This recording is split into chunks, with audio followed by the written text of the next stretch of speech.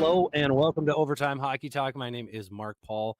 My co-host Justin Baker to the left and guest over here to the right. This is Brad from the Undrafted Hockey Podcast. Brad, how's it going?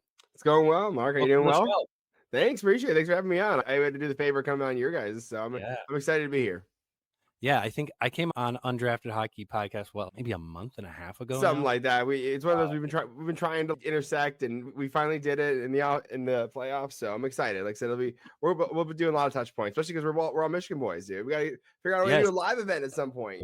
It's true. It's very true. It would not be that difficult, especially where you're going to move to. Absolutely, yeah. It'd be very simple. All right, so on the show, it's playoffs. We got to just hit on every single series that's going on. So we will just jump in series by series. So let's hit on each series, and I think we need to start with Edmonton, LA. There seems to be a lot of buzz and a lot to talk about here. So I just want to throw it out there. Thoughts on Edmonton, LA. Tied 2-2 going back to LA. Edmonton's getting their butt whooped, I thought. To me, it's just like I just heard this recently, and I was listening to the Wingwheel podcast, and they said it is not a matter of strongest point, it's about weakest point. And we're seeing that we'll get to St. Louis and Winnipeg.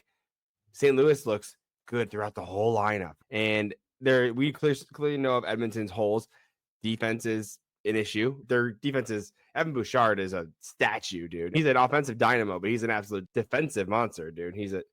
But it is for LA. Why is he going from a Conn Smythe potential last year to now just being the butt of every Edmonton problem? Yeah.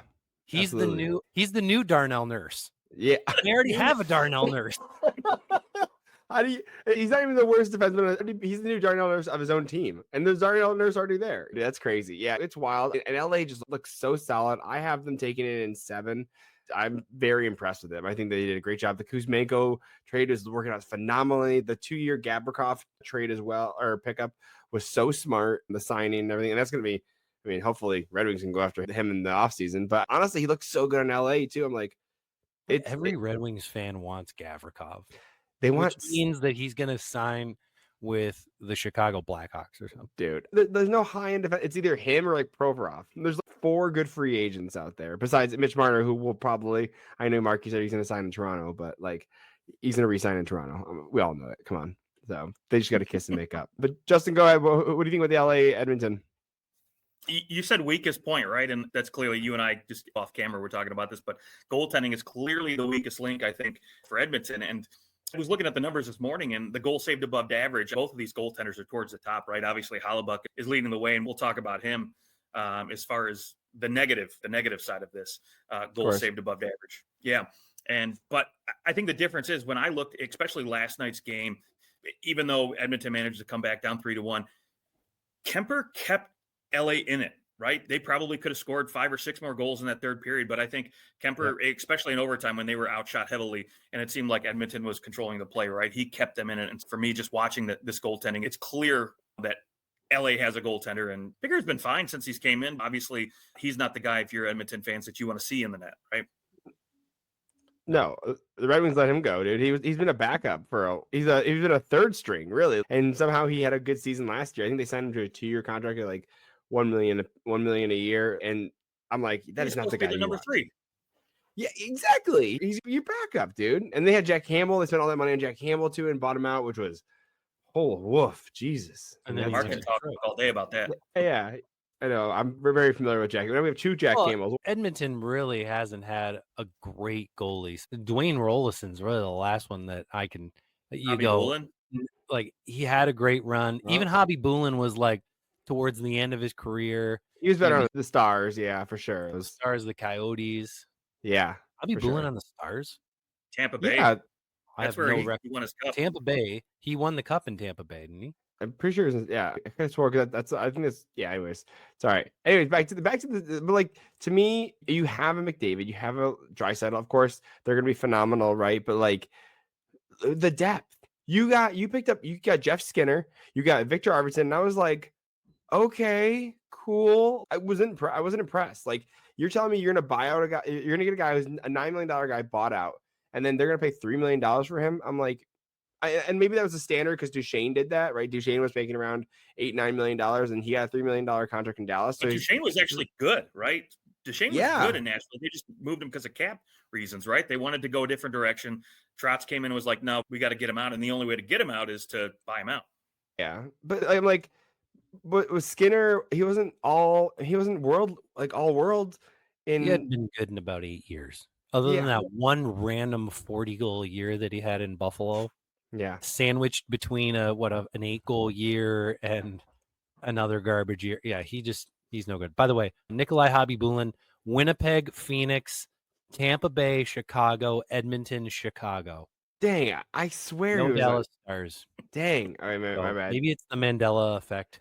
Dude, it's what the Stars in a different dimension. Dude, I know. Maybe I'm mixing up. Maybe I was thinking like Bishop because you should mention the Lightning or something like that. Anyways, go ahead. Thank you for correcting me. Yeah, we got to keep it honest here, okay? You can't be gotta fact check. Yeah, listen, I'm okay. This clearly was a bad take. I haven't chock full of them, so all good. Yeah, like for me, I think that LA has outplayed Edmonton in all 4 games, but Edmonton is still in LA's head. Like LA's still looking back at the last 3 years and going, oh man, there's been so many times where we thought we had something and they just come back and take it. And that's exactly what Edmonton did it almost did it in game 1. And then they do it in game 4 where they have their comeback. Like LA needs to shake the demons of the Edmonton Oilers. I think that's the only reason why Edmonton's still hanging around. This series I can't believe this series could have easily been a sweep for LA right now.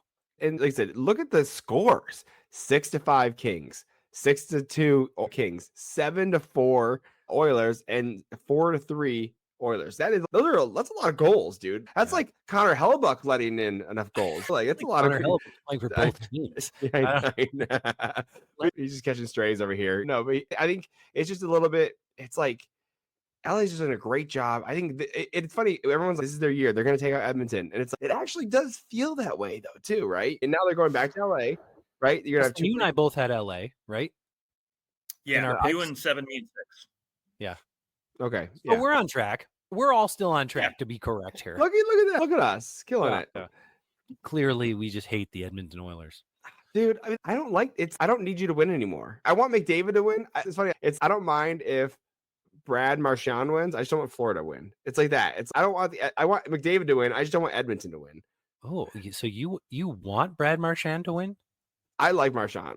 I do. I like him. I like him when he plays for Team Canada. That's about it. Yeah, that's fair. No, I like him because he's the character. I want Red Wings fan through and through. But I don't want him to win. Yeah, for sure. Yeah, I think Brad Marchand is he's not. I don't know if he's dirty though. He's a little shit. Wilson's dirty. That's different. It's like he's gonna lick you. That's just gross. But he's not gonna swing a stick at your face. I don't think. It was a long time ago. Yeah. He's grown. Licked anyone in a decade. Yeah. And right. Followed him around. Yeah. If you do it once, listen. Yeah. I'm not gonna use analogies here, but yeah. So if you do something bad, you're known as that for the rest of your life. Yeah. But again, go ahead. Give me your opinion, Mark. Oh, I was just going to say, I think I brought up Hellebuck, so it seems like a good transition to run over to the Jets and the Blues. Yeah. Another series tied at 2 going into game 5. And this time, this is just all Jets. Feels like they're crumbling. Hellebuck's crumbling. He had a great game 2, and that was about it. Justin, I just want to get you've been a Hellebuck guy for longer than most people could spell his name. And I just want to get your thoughts on what's happening to him right now. From my perspective, it just looks like he's not challenging the puck the way that he would do in the regular season. Yeah. To me, it's all mental, right? For goaltenders, that's 90% of the game. And right now, just watching him play, he just looks like he's in his own head. I saw a post-game interview with him last night, and he came out and again, those questions popping up. Are you going to be able to come back? Are you having a repeat of last year? And he just started going off about nobody has studied as hard as I have. And I'm just sitting there listening to this thing. I'm like, that's not the question. That's not what we're talking about here. Just say, yeah, I had a shitty game and move on. But instead that's what people do when they're in disbelief, right? They just They keep over-explaining things, and that's what's going on right now. So that leads me to believe it's mostly mental, and just watching the play on the ice too, right? The way he goes out, like you said, challenging the puck, his angles, things like that. Those little small things, again, going back to the LA series, like Quentin Byfield actually clearing the puck, right? Those little things in the game that make the difference for me right now watching Hellebuyck. He's not doing those things, and he's not tracking well. He's just got to find a way to overcome, to get out of his own head. And it doesn't help right now that Kyle Connor is just middling, in my opinion. He started the series hot, but he's been middling right now, and so is the rest of the Winnipeg Jets. And he's going to need some help, I think, at this point, if he's going to get out of this one alive. Yeah. What do you think about Scott Arniel, head coach of Winnipeg? He's making some excuses for Hellebuyck. A lot of these are coverage goals, and other players have been coming, of course, to his defense, which I don't have a problem with. Of course, you're going to come to your Vezina Trophy winning goalie's defense. He's phenomenal. Somewhere down in there is a fantastic goalie who just turns into a shell of himself come playoff time. What can be done here? He needs a beer. he does, like, it is like at some point it's like when it's no joke, it's like when you're I think like college, you're up all night, and I did it a bunch, and sometimes you just need to just you studied, you did the work, you wired your brain. It's this. Can we swear here? Can we swear or no? Yeah. Sure. Okay. Tom McCullen did I didn't know I did. Yeah, it's fine. Yeah. Sorry. It's so natural, that's all. But like Tom McCullen said to the Red Wings, play fucking hockey. Like, you've been doing this since you were a child. You are a Vezina winning goaltender. About 3 times. Almost it's gonna be 3 times. I think this has been the most anyone's ever done it, right? I think it's more 3's the in this era. Yeah. And so you know what to do. Have a beer, dude. That's like, chill, man. Hey, it's okay. You know what you're doing. You don't forget this stuff. You just don't forget it. You had a whole great year. Now, I will say, I think it is on the Winnipeg Jets staff that you are theoretically overplaying Hellebuyck by about, I'd say 5 to 8 games, I'd say, right? When you run him 60 games a year, it's hard on your body, and he can handle it for sure. Doesn't mean he should have to. I truly wish we could go back into previous year's episodes really easily and just say, like, all right, AI, go find all our episodes where we say that Hellebuyck plays too many games. I think you would find every single year. We've been doing this in 2017. Every year that he has been the starting goalie for Winnipeg, we have said, oh, man, if they were to just play him a little bit less, I think he'd be better come playoff time. And they never listen. I know they watch this show. They got bangers, dude. Or you have bangers, dude. But it's only works if it works. Bob, it works. Vasilevsky, it works. Those are 2 like iconic examples of you can play them 50, 60 games. And but Bobrovsky, they played him a lot less the year that they won the cup, especially the year before that. He played a lot less. And that was when they started to figure out, he needs the rest. Yeah. Like, he needed the extra day or the extra 2 days, and that it wasn't detrimental to him, that it was actually beneficial. Whereas some goalies get weird. They're like, no, I need the games. I need the time. Yeah. So I would guess that Hellebuyck is that way, and somebody needs to work on that. That's what he should be working on, is just, you need to play less and it'll be okay. It's a coaching issue then. The coach, dad needs to say, hey, kid, sit down. It's a coach issue. Yeah, but this is not, it's not like Arniel's been there for longer than 5 minutes. Sure, I know, but like multiple coaches. Yeah. It's always been a thing. Yeah, but like, look at Patrick Liney's been in the league for a long time. He sat the third period. Last game or the game before? Game 3, I think it was. Yeah. They sat Patrick Liney because, hey, you're screwed up right now. And that's you gotta do something like that at Hellebuyck. You can do these to your stars. You can stop John Tortorella, scratch Sean Couturier. You know why? You send a message. You say, hey, listen, you need to chill. Like, you need to set these guys. But it's about the long term. You're gonna scratch Hellebuyck for game 5. That's the problem. So you scratch now him. You can't. Eric Comrie, right? Is Eric Comrie the answer? Nope. No. No, yeah, he's not. That, with a guy like Hellebuyck, he's already damaged. I hate to say it, he's damaged mentally right now. He's struggling with that. So if you go to Comrie, you're basically just shelving that, and he's finished. I don't think there's any recovery for Hellebuyck this season. And so you want to go deep in the playoffs, you need him to be 100% up here, and it's not going to happen. Need to hope that he can just shake this. He's got to shake this. And frankly, so does the rest of this Winnipeg team. Like, the whole team needs to shake this. Whatever is happening here in the first round the last few years, this team needs to shake it. We'll find out if they can do it. I have Winnipeg in 6, actually. So I'm feeling great. This is about where I thought it would be. I thought that St. Louis would be able to take a couple. You had Winnipeg in 5? That's right. Yep, so much for that. What you got, Brad? I would say I had them in 6. I mean, Right. we're still on track there as well. Yep.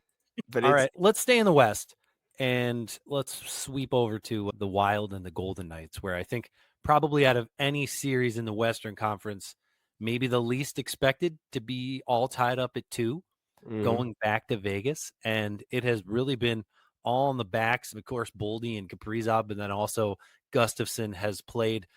Like we talked about in our playoff preview, we said if Minnesota is going to find themselves in a position to win, we are all going to be looking at Gustafsson saying he is playing at the absolute top of his game because it's the only way that Minnesota beats the Golden Knights. Go ahead, Justin. So I was going to say it's obvious, right? The effect that Kirill the Thrill is having on this Minnesota team, right? We saw them putter off during the regular season and they were just struggling to get in. Boy, he injects something really special into this team that I think that there's very few players in the league that can do that kind of thing, can have that kind of effect on an entire team. And Kirill the Thrill is one of them. And clearly it's paying off. I picked Vegas, I hate to say it, and 4 to sweep this series. And yes, I could that's not right. have been This more was your wrong. one sweep. You picked this one. No sweeps. Me too. I also picked a sweep. That's I was like, I thought Kaprizov wasn't going to be healthy enough or good enough. Like we saw Faber get injured, we saw Joel Eriksson get injured, we saw Kaprizov. We just saw too many injuries, and I was like, I don't trust this. I also didn't trust the injuries on Florida, and look what they're doing over there too. But hey, it's funny how these guys just bounce back. It's like there's things like these painkillers are really strong over there or something. There's something in the water in Florida where guys get injured and come back in the playoffs. Kucherov. It's called sunshine. As it's called vitamin D. Yeah, there you go. Right. Yeah. Russian gas for Kucherov. This is the ones I think I had Vegas in 5 or 6. I can't remember which one. Pull the receipts. I had 5. Okay. Yeah, I thought it was 5. I was hoping it was 6 because I was like, I'd be really smart if I picked 6. But yeah, so I had them in 5. I figured they could win one game in Minnesota, which turned out to be true. They just won an extra one.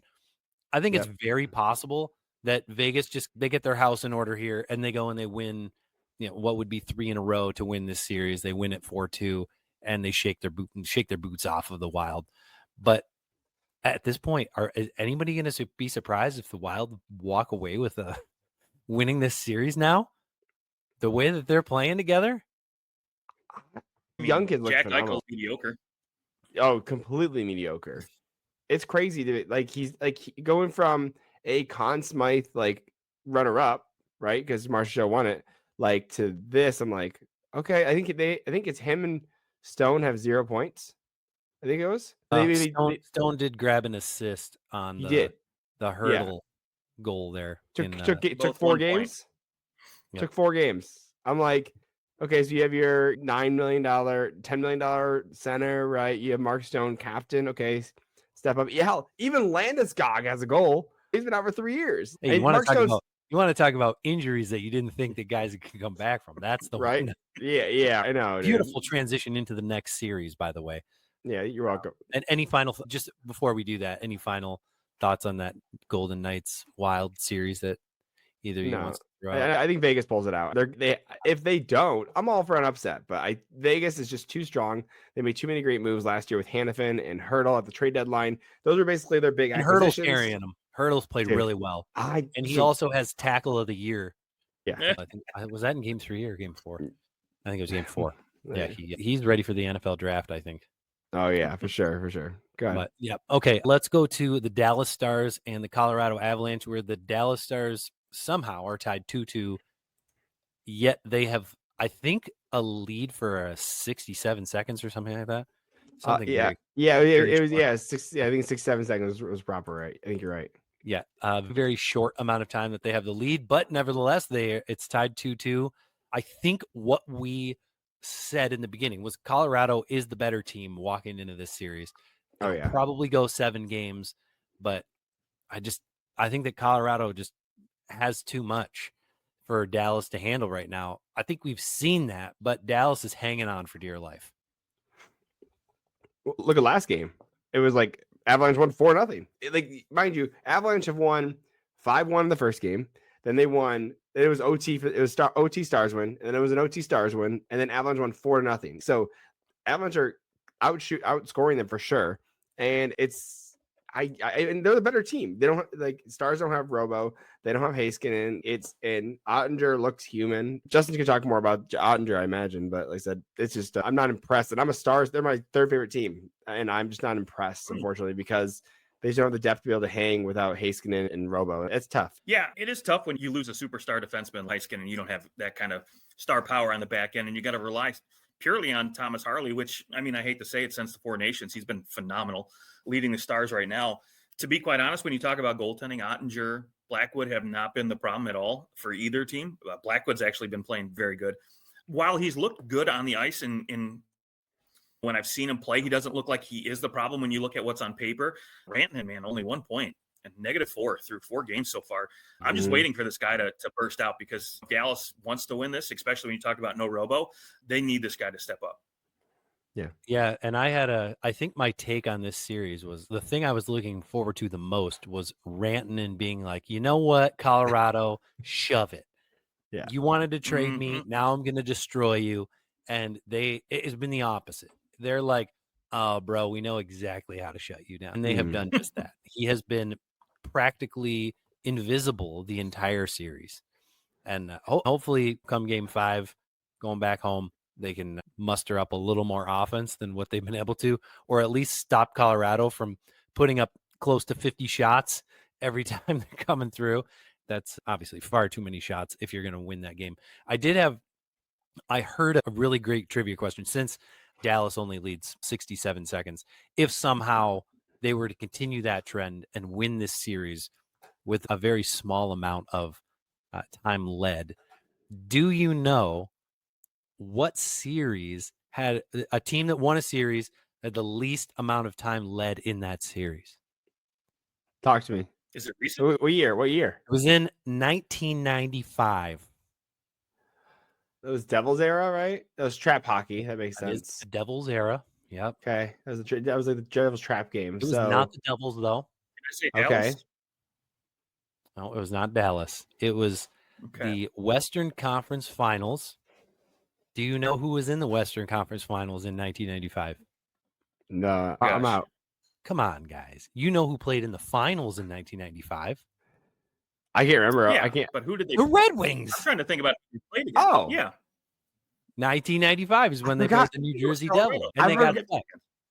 I forgot it was why they're Western that guy. I always forget that. Like, Yes. it always slips. In 1995 in the Western Conference Finals, I actually totally forgot who the Wings played. Couldn't have told you, but they played the Chicago Blackhawks. And the Red Wings led. They won that series in 5 games. They led for a total of, I don't know the exact down to the second. It was just over 16 minutes, the whole series that they led. Really? So they had a couple of overtime games. Yeah. And only one I'd buy game.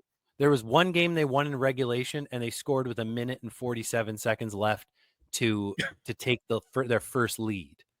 So that, and then I think there was one time in one of those games they had a lead for about 15 minutes, and that's it. So they really had 2 different times they had a lead in the series, once for 1.5 minutes and another time for about 15 minutes. And that's that. Wow. But they won the series crazy. in 5 games. Dude, good for them, dude. That's awesome. That's 5 impressive. games. That's 3 overtime wins then, right? 3 OT wins. Yep. Yeah, that makes sense. Yeah, that's crazy. 2, I believe 2 of them were in double overtime. Oh, dang, that's awesome. That's sick. I love that. I have to go back and see what we can find from that series. You can Google it. It's not easy to find 90s, like specific 90s hockey games, but I'll see what we can do. Someone put it on YouTube for sure. Does anybody want to change their prediction for the Dallas Colorado series? Who'd you have there, Brad? And I had Colorado. I actually have Colorado winning the Stanley Cup because I'm a sucker. I'm a rom-com fan. So like the fact they got Landeskog, I'm like, bring it home, baby. I have a 4. I'm going to 7 with Colorado. Yep, that's exactly what I had. I think that's what you had too, right, Justin? Or 6? Yep, same 7. The NBA 82 game grind is done, and now the real fun begins. The NBA playoffs are here, and it's time for all the high-stakes drama, clutch moments, and jaw-dropping plays. I can't wait. If you're looking to make the playoffs even more exciting, DraftKings Sportsbook has you covered as an official sports betting partner of the NBA. Try placing a bet on your favorite player's performance. Will they drop 30 points, 40 points, or more? It's your call. Here's something special for first-timers. New DraftKings customers bet $5 and get $200 in bonus bets instantly. Make it a playoff run to remember with DraftKings. Download the DraftKings Sportsbook app and use the code THPN. That's code THPN for new customers to get $200 in bonus bets when you bet just $5. Only on DraftKings, the crown is yours. Gambling problem? Call 1-800-GAMBLER. In New York, call 877-8-HOPENY or text HOPENY 467-369. In Connecticut, help is available for problem gambling. Call 888-789-7777 or visit ccpg.org. Please play responsibly. On behalf of Boot Hill Casino and Resort, Kansas, 21 plus age and eligibility varies by jurisdiction. Void in Ontario. New customers only. Bonus bets expire 168 hours after insurance. For additional terms and responsible gambling resources, see dkng.co/audio. All right. We are out of the Western Conference. Let's go to the Eastern Conference. The most recent games here were the Hurricanes and the Devils. So let's start there. The Hurricanes lead 3-1. They won game 4, 5-2. And they're doing exactly what I think all of us thought would happen in the series. Just completely outplay and make the Devils look like they're the worst team on the planet and just bore everybody as we watch. Yeah, this is my least interested series. I'll be honest. It is. That's exactly what we said too. I'm like, cool, good for you guys. I'm glad you made it. Like, it's like Washington last year. I'm like, hey, here's a participation trophy. Thanks for coming. They had so many injuries walking in. It's almost like they're going to get a big mulligan here. Yeah. All right, we all get it. You had tons of injuries, and walking into the playoffs, you look like a shell of yourself. We're going to write this off as at least you made it. So my question is though, are the Canes that good though? Because the Canes aren't that. They're good. Don't get me wrong, but they had Rantanen. They traded him for Stankoven, and I like Stankoven a lot. Stankoven has been phenomenal. Dude, he's awesome. He's a little short king. We love short kings. But like to me, I'm like, you guys added Mark Jankowski as well. I'm like, and Taylor Hall. Don't forget about Taylor Hall. You are correct. The main piece in the Rantanen trade, and I'm just, again, Carolina's to me the same way St. Louis is. They got overall they're pretty good depth, but they're not pretty good. Like they're pretty stacked depth wise, but overall it's not like superstars. Although Svech just got a hat trick, which it was his second hat trick in the playoffs ever, which I was like, you go. No, Svech, second ever in Canes history. Oh, really? That's even better, dude. Which is like I said, there's not like superstars. You don't think you're not like, yeah, Carolina. I would put Aho he's elite. He's a star. Aho's their one real elite player. He's a star. Maybe not like superstar, but only so many teams have a poor man's an Austin Matthews, a Nathan McKinnon, a Connor McDavid. There's only 5 or 6 of those. Yeah. So like to me, like I'm like looking at someone like Larkin is a star. Raymond is a star right now, and like once you get over not just point a game, like you need to hit the 90 to 100 points. Yeah. 100 yeah, points. like that's when you start to touch around there, and we had like 100 points. So I think they're very good players. Aho and I guess Slavin, but not on the point side. He's like a different kind of star. They just need to change. They need to make the defenseman of the year award. Dude, it's not the same. It's hey, good dude, I guess. It's you didn't take a lot of penalties. No, I want a defensive defenseman, an offensive defenseman, an offensive. You have Selke, and you have. I like all that. I want differentiate. You want an award for being a really boring player? Okay, got it. Yeah. Nobody wants that. We don't need that. We don't need an award for being somebody who's good at clearing pucks.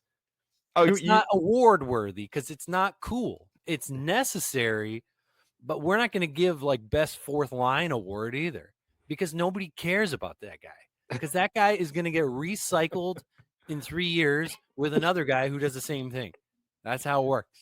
Now, I know a top defensive defenseman is somebody who's going to stick around for a while. Like you had a Jacob Slavin, I think would probably win an award like that. Yeah. Like best defenseman that nobody knows who he is because he doesn't put up points, but he's awesome. Yeah. and you'll never score when he's on the ice. Dude, And that's Sullivan. I'm all about more awards. I like the fun awards. I'm like, because there's so many aspects of the game, right? You need to build your own trophies. Make your own. Girl, I will. Send them to the players. I I did an award show. You didn't come, you asshole, but I'm still Dude. sending you the trophy. I might do that on my channel. I think I'm just gonna do a whole awards channel of completely unnecessary hockey awards. Yeah, we do a few. Yeah. What one of my favorites is so usually we do like mid-season awards, and we do one. We compile. All right, who hasn't scored a goal yet here around game 41, and we do like most likely to not score a goal the whole season. Oh, So really? that's a I good love one. that. We've been right a couple the times. Riley Sheehan Award. Riley Oh. Sheehan. Oof. Oof. That hurt. That's Speaking of hilarious. Red Wings too, I don't know if anybody noticed on New Jersey, man, Dennis Cholowski making an appearance. Only 8 minutes, but making an appearance last Yeah, night. they traded the Islanders and they traded an AHL player for Cholowski because he was down in the depths in the AHL at the time. Yeah. Okay. So yeah, Hurricanes, Devils, just what we expected, and hopefully the mercy killing just ends in Game 5. Like The Mercer killing. just the. I will say though, the one thing we're going to take away from this series, Devils fans are going to go away this offseason and say, you know what? That series was cool because we found out that Quinn Hughes wants to come here and play with his brothers. So let's go. True. Dude, True. yeah, that's fair. That's fair. Oh, by the way, sorry. One thing about the series though, Frederik Andersen did get hurt in Game 4. Yeah. So it just keeps on happening. Although there's a picture of that injury, and it's like the most perfect timing where one leg is going this way and the other leg is this way, and he's getting hit on the groin. It was like, Yeah, I saw for a it. guy who's had groin injuries his whole career, that looked like bad news. I hope he's okay. I hope that he can go. If he needs a little bit of time, it's probably like it should be okay. I think they can slot in to, oh my gosh, why am I blanking on his name? Peter Kochenkov. Yeah.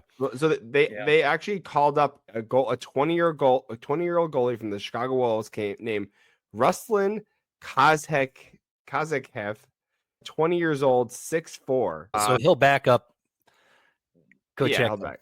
Yeah. His number, he's got a 3.5 goals against in 20 games and a 8.76 for the Chicago Wolves. So let's call that. So you hope he never has to see time. The Toronto game. What's his name? Yeah. I hear Steve Dangle talk about him all the time. David. That's it. He has his own goalie camp, by the way. He has his own goalie camp. And I'm like, did you guys drive Zambonis around? That's Nice. awesome. Okay, so yeah, they play tomorrow, Tuesday, Game 5. Hopefully that series just ends and we don't have to talk about it anymore. Sorry, Devils fans. Let's go to the other most recent Eastern Conference game, the Capitals and the Canadiens. The Canadiens have made this a really fun series to watch, but the Capitals just look like the team that they're that mature veteran team, and the Canadiens are giddy to be there. They look a lot like the Ottawa Senators across the way there. It's a very similar vibe in both those series. Would you agree? Go ahead, Jessica. I got some commentary. Go ahead. No, I'll let you take it, but I'll just chime in here really quick and just say, yeah, I completely agree with you. And to be quite honest, I don't have a lot of without Montembeault. This is going to be over. This is going to be a Mercer killing here too, really quick. Yeah. Oh yeah. Dobish, right? I think his name is who it is. Yeah, Dubes. dude. It's Dubes. There you go. So to me, it feels like Washington's just playing with their food. It's to me, it's like when Tampa was. I forget which Stanley Cup Finals it was, and they were like, "Yeah, we're gonna lose Game 4 and go home and win in Game 5." It was that same Stanley Cup Final where they like, it looks like they're just playing with their food, dude. I'm like, dude. And the thing is, Montreal's like the younger brothers. You're holding his forehead and they're swinging and they're trying. You're like, dude, like we're just playing around. We're gonna have a good time, and they are having a good time, which I'm really happy. I think I'm really high on Montreal. I think to me, out of the Buffalo, Red Wings, Montreal, Detroit rebuilds, I think Montreal comes out on top with Demidov. Give him a whole training camp, an entire summer of getting used to North America. Oh my gosh. Yeah. Even as a Leafs fan, I'm terrified. Oh, dude, Like, Montreal's gonna be a everyone in that problem. division should be terrified of Montreal because of what they have Yes. coming. And that's not even the whole they've got guys down the pipeline that are coming too. That team they have drafted very well. They got a in the goalie last- too, right? They Fowler, right? Jacob Fowler, right? He's in the NCAA. Him and Trey Augustine were like the top goalies in the NCAA. Oh, actually, Justin, I want to talk to you about Trey Augustine eventually. But anyway, but go ahead. But with the Canadiens, I'm like, okay, I think it's great experience. I think they're young guys. I actually can see Montreal potentially. I can see them making it next year in the playoffs, and I see Ottawa missing. So I think I'm really excited to see how this goes because I think Ottawa's at their ceiling. I don't think there's not much, they can't go much higher. Whereas there's so much more potential with Montreal. Like you're saying, they have so many people coming up and everything. So I think this is a great practice for them. And I think Capitals knock them out next game.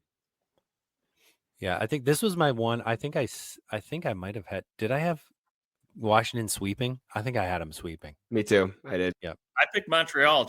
I wanted that one. Oh, that's right. That one upset that happens every year. And I You was know, like, you know what?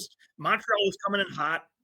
And I thought, you know what? They're gonna pull an upset off. Is this the one year where it feels like if the Blues go and take down the Jets, that would be monstrous as far as an upset go. That's really the only series where there's potential for, at least what it feels like right now, potential for a big upset. I'm sure one of these series up 3-1 Minnesota is going to go to 3-2. Yeah, that would be big. Minnesota would be more of an upset for sure. I think for sure if Montreal did it for sure. I think Minnesota's still there, but like Ottawa, it doesn't feel like it would be crazy because even though they're a wild card, it doesn't feel that way. The other three, I would say, like any of those upsets, I'd be like, damn. Like, that'd be crazy. I just mean it doesn't seem like they're going to happen. No, usually we have one series where it's like, wow, I can't believe that team's up 3-1 or 2-0, and we just haven't seen that. It's been the stronger teams led the way, and the lesser teams maybe snuck back a little bit, maybe a little bit in the Minnesota series. I think Minnesota is far better than people give them credit. They just are like in the armpit over there. Nobody watches them. They're hard to watch because their games are all starting at 8 and 9 o'clock. So you're in the middle of watching another game when theirs starts. They're just a tough team to watch. So you don't know them as well, but they've got some weapons. And they have $14 million coming off the cap next year. Like it's going from $14 million to 1.5. Yep. This is going to be a huge year. I know they want to try and sign Kaprizov, but supposedly he wants to go to Chicago. So we'll see. So that's the rumors. That's all I'm saying. Oh, the rumors. Yep. Depends on how much money they'll throw at him, I'm sure. Yeah. Not starting rumors. Oh, hey, tell people I'm going to go over there so they give me more money. Oh, absolutely. A Russian saying he's not going to sign. Yeah. Well, how right. untraditional, right? Yeah. Yep. All right. Let's go. Since we talked a little bit of Senators Leafs, let's roll over to that series where I obviously have a lot of opinions about it. But from an outsider perspective, any games that you've watched there, how do you feel about how the Senators have stacked up against the Leafs? Justin, you want to start or me? No, go for it. That's first. I think the Senators have done a decent job. I think, although I don't think Toronto's played bad though. I think these are good, highly competitive games. I think Toronto still has the mental demons. It's a very Hellebuck situation, right? Where they're like, it feels like 3-1. What demons are they dealing with? I know. I game 4. Maybe it's because I'm nervous for them. I think I watch too much Steve Dangle's the issue, and so I get too much of his body, their nerves and everything. Yeah, oh dude, yeah. So I think again, but they shouldn't be as scared of the Senators as I think, because if you shut down if you quiet Brady a little bit, right? Stützle's really good, of course, but he's a professional swimmer, and so he has been so. True, that's a great way to put it. This kind of so to the outside. He's turning back instead of heading into the danger areas. He's taking that, moving into the circle, and then cutting back, and nothing's happening for him. Yeah, I think Toronto they play well. Mind you, though, this is why I'm a little more shaky. First game, phenomenal, 6-2. The rest have been OT wins. Yeah, for both teams, right? 2 for the Maple Leafs, 1 for the Senators. And I know that is the style that Berube is coaching right now, is that you get ahead and then you shut down, you just shut the plays down and you try and limit the amount of opportunities. Limit the events. But I'm like, get a 2-goal lead, please. Like before you start shutting down. That's how I'm like, hey, get a little bit more of a buffer just because you don't want to tempt fate by getting only up a goal or so. But it's working out really well. Again, they're up 3-1 and everything. So next game they're back in Toronto then. So they could close out the series here. Do you think they do it, Mark? Yeah. Series Yeah? over in 5. I picked handedly? 5 to end anyways. I don't know about handedly. I think this isn't a team that cares. They're just patient. Yeah, you talk about playing with your food. That's how the Leafs look against Ottawa. Oh, really? They're letting Ottawa do all sorts of things to the outside. The Leafs have also, Ottawa's had some luck. Ottawa didn't have a single shot on goal for 14 minutes. Oh, and yeah. then they got a lucky shot from the top of the circle that tipped off the defenseman's stick and went in. And that was the game that sent game 3 to overtime, or the goal that sent game 3 to overtime. And that was like their one scoring chance. It wasn't even really a scoring chance. It's just a fluky shot.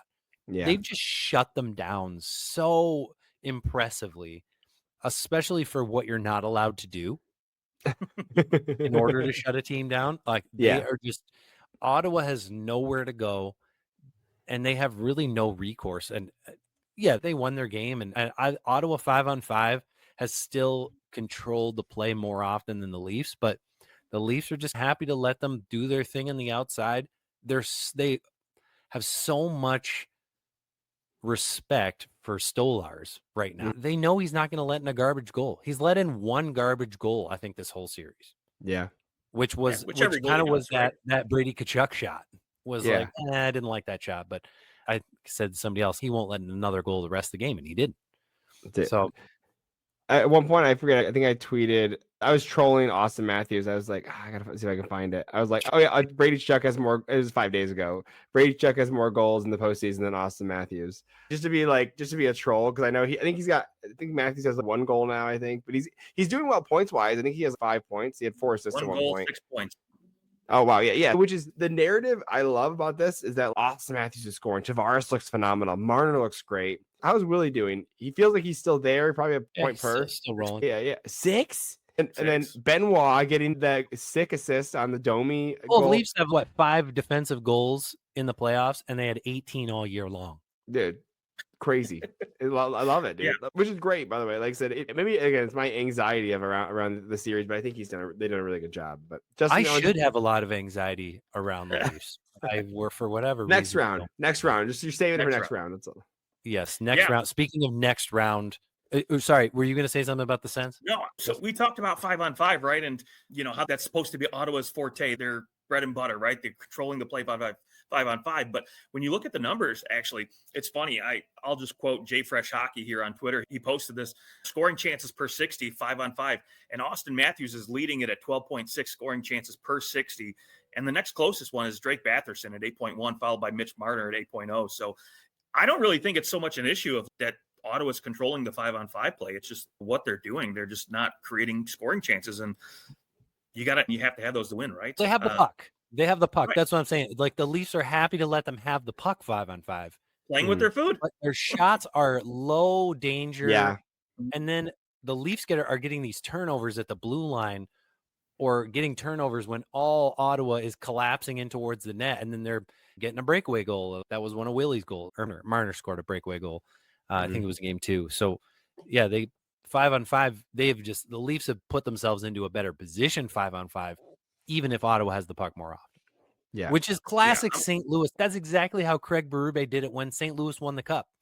It was like, they would have an open shot and they would just skate away from it because it wasn't high percentage enough. Like that, it's all by the numbers. That feels how the Red Wings are doing this year. I'm like, dude, shoot, please. And they're like, no, it's gotta be a good shot. It's gotta be a good shot. And I'm like, I just need something. For me, this series has been Matthew Nice's coming out party. And I just see his checks just stacking. Ching, ching, ching. Dude, yeah. Just money, dude. Just back the Brinks truck up. Put it right in his backyard. Hopefully no more than 8. Okay, let's close out Lightning Panthers, who will obviously play the winner of that Senators Leafs series. The true winner of this series that I'll actually be anxious about. Tampa Bay, a big game 3. They show that they're not going to get totally pushed around, and they find their way back. The Panthers have seemingly all their injuries, like we talked about earlier. Matthew Tkachuk is Matthew Tkachuk. He has been an absolute force. I think every whistle, that guy is just in a scrum. And so it's 2-1 Panthers. Game 4 in Florida, which is tonight. So by the time you're watching this, you'll know the result of Game 4. So let's just talk about how you feel about this series so far and where you think it's going. Go ahead, Jess, you can start. Justin. For me, I just think, again, you talked about Matthew Tkachuk, right? The physicality in this series has just been through the roof. And really just watching a guy like Sam Bennett too, right? He's another guy that I think is just going to start stacking checks. He's going to be a UFA. And watching his play on the ice, scoring goals, he plays with such sandpaper and such grit.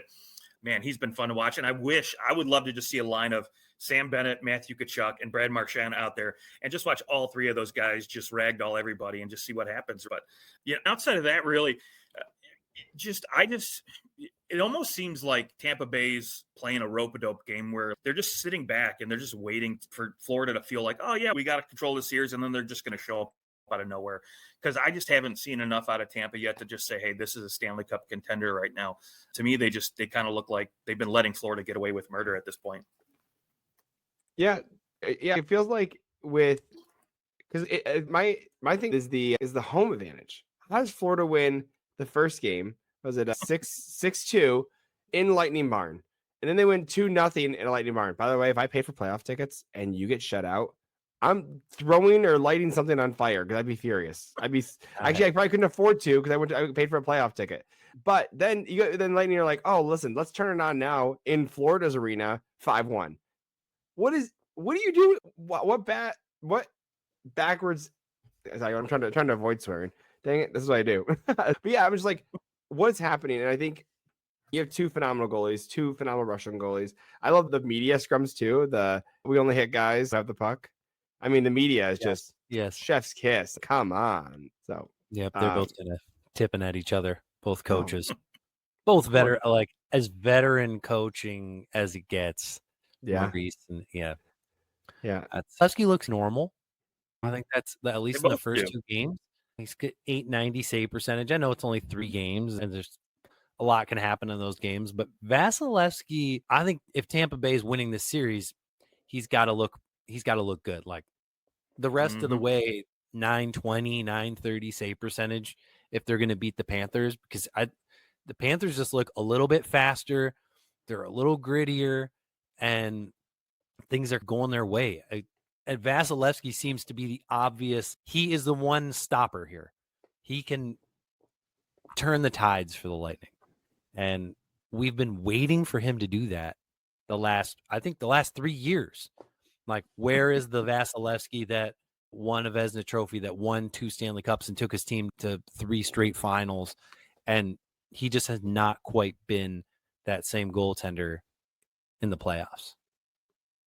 Yeah. Justin, do you? No, I'm with you. I think Vasilevsky's he's been average, right? He hasn't shown up and really taken this series by storm. And I think if I'm Florida right now, the one thing I just saw this little stat earlier today, but I'm scratching Aaron Ekblad because he comes back from suspension, is a -4 the last game. So maybe I'm just leaving him off the ice and letting Seth Jones just take all the minutes and scoop those bad boys up. Yeah, it's funny. You think he would have became back stronger? Just I'm just didn't continue taking what he took. Yeah, there's got to be some residual benefits to it, I imagine. It was funny when that happened. We were actually recording an episode, and like we got a little ping, like, "Hey, he's been suspended for 20 games for PD." And I said, "I'll bet you that he comes out and is." I had no idea that it was in this supplement that I was taking, and blah blah blah. And then that's exactly what he came out like. Exactly. Oh, it was my bad. I didn't know. It was. He owned it better than most people, though. I think he was like, "I should have consulted someone." Like most people are like, I got drugged. He's like, "No." The team trainer told me to do it. Right. They deflected in NFL. Who can I throw under the bus? Yeah, that my steroids had weed in them, so it's like they get dinged in NFL and everything. But yeah, I think I tried something. $2 million, dude. Is about what it was. Around $2 million for missing those. Maybe a little less. He's at what 7.5? Is his cap? Yeah. So just under $2 million. I don't care who you are. That hurts. Yeah, that is. Oh yeah, it is big. It's a bad mistake. Yeah, it's actually it says Wikipedia says he's still suspended. That's why I was curious. I'm like, that is not correct. But Yeah, no, No, go ahead, Brad. No cap. no, to me, I'm just like, it's crazy because you're like, he's a UFA. So this is you put up or shut up, man. You're not I don't know what his regular season stats were, but as a GM, I'm like, you missed 22 games, I think 22 games, whatever it was. Now we're in the playoffs. I need you to step up, and you're not stepping up. I'm like, you're not giving me a reason to want to bring you back. And by the way, I picked up Seth Jones as insurance in case you decide you don't want to come back. Yeah. So If he comes back, I can't see him getting much more than what he already makes because he hasn't become the defenseman that puts up points. He's become the more. If you were going to win one of your awards, it would be for being boring. So that's not a guy that you're paying $8 million. No. Who did Winnipeg just re-sign? Pionk. $7 million, 6 years. So. Yeah, that's probably the kind of guy that I would compare Ekblad to. But he's first overall draft pick, right? So there's some names. There's some name status there. It's been so long since he was drafted. I don't think you're like nobody was like, well, Eric Johnson, you were drafted first overall 10 years ago, so you better be better than this. True. Yeah. He just never was. And Nail Yakupov, right? You're like Nail Yakupov. That's a different. Boy. Yeah. You're talking about the actor Nail Yakupov, that guy. I think funny. Didn't he go become an actor? I think he's got an IMDb. I'm sure. Yeah. So. Who doesn't have an IMDb page? Come on. Everybody should have one. Yeah, I know absolutely. Justin has a big long list of weddings that he's done on there. Oh, there you go. Video work. What if that was on your IMDb? A couple things before we go. I just want to get thoughts on Mike Sullivan because he mutually parted ways with the Pittsburgh Penguins today. Obviously, he's been there forever, probably their best coach as far as somebody who's been there for a long time, made a huge impact on the team.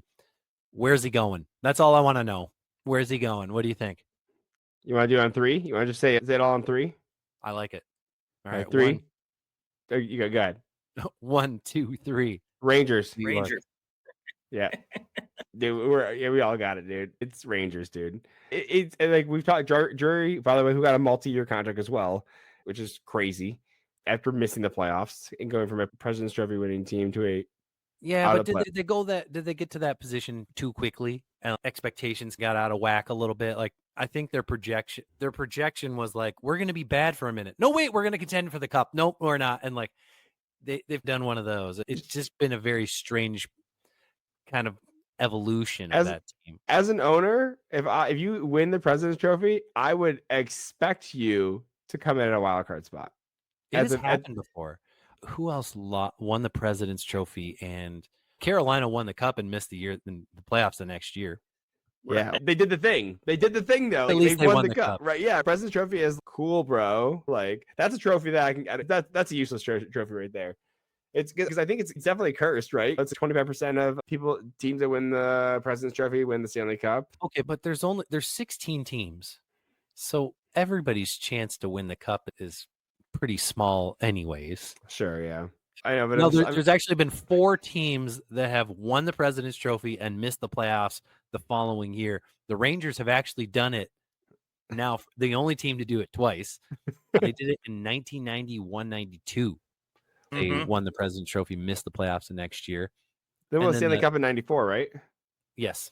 Yeah. So they wrote the wrong shortly after, but they love bouncing up and down, don't they? Really, it's so bipolar in New York. Can you just be solid? No, got to be drunk. It's the owner. The 06-07 Buffalo Sabres won the President's Trophy, and then they missed the playoffs the following year. And the 13-14 Boston Bruins, remember they won the President's Trophy, and then the next year, that was the year they had 3 draft picks in a row. One of them was Jake DeBrusk, and the other 2 were garbage. And yeah, I think that was the first Don Sweeney draft. He's another one. I don't know why they need to let Don Sweeney go, which I think they're still mulling that over. I think he stays. I think he's probably give him one more shot at it. Why? See what he can do with a higher draft pick, because they've never had it. I think their highest pick was 5 or 6. But we'll see. I don't know. All right. You heard it here first. We're the only ones who think it. Mike Sullivan's in the New York Rangers. Unanimously. Just Great. so. Brad, thanks for taking the time coming on the show. We really appreciate it. Can you tell our listeners Appreciate where they it, can sir. find you? Yeah, no problem. Yeah, I appreciate you guys having me on and everything. I'm on Twitter, Undrafted Hockey Fan Podcast, and then you can find me on YouTube. I'm on Spotify and Apple as well. Come on, hang out with me. I do a lot of YouTube. I enjoy the YouTube because it's like I love the interactions, the people, and everything. And it's like I watch so much YouTube, anyways. But yeah, check me out on anything that hit me up at, like I said, Undrafted Hockey Fan on Twitter. I'm also on Blue Sky, so try that out as well. I'm trying. It seems fun. I'm trying to move everyone off of Twitter, and I'm the only one there. Yeah, there's too many people on it. It is. Yeah, we'll tweet out the show and whatnot. Of and course. point people Thanks. to you on Appreciate Twitter it. or on Appreciate it. X. Do Nobody- not call it like, X, no one dude. calls Don't do X, it. right? Like, Don't do it. you're down there. All right. Well, to our listeners, you can find us, you can see down there at OT Hockey Talk, wherever you consume podcasts and all our social media there. Until the next time, thanks for watching, and we'll talk to you guys soon. Thanks, guys. Cool. Trying to hit this button here. And you hit end button and then hit the end at the end. Yep. Do you edit in studio or do you edit on a different software?